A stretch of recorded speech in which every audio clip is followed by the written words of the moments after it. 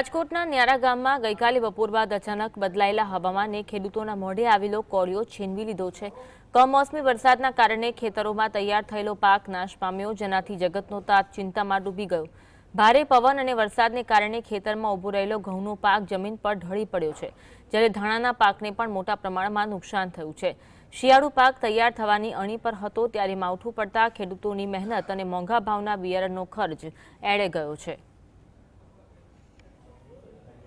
થઈ ગયેલો 4 મહિનાની મહેનત કરેલો પાક હાલ 15 દિવસમાં ખેડૂતના ઘરે આવી જાય એમ તો એવો પાક આજે નષ્ટ થઈ ગયો છે, જે તમામ સૂઈ ગયો છે, જે અત્યારે હાથમાં લેવા જેવો નથી। એવી રીતે ઘઉં છે, અમારે ધાણા છે, તલી પાક છે, ચણા છે, આ કલેંજી છે, આ 4 પાક 5 પાકમાં અમારે ઘરે કાંઈ લઈ જવા પણ નથી।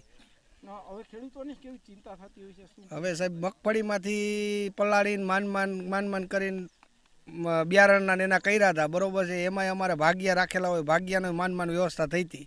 હાલ આ બીજું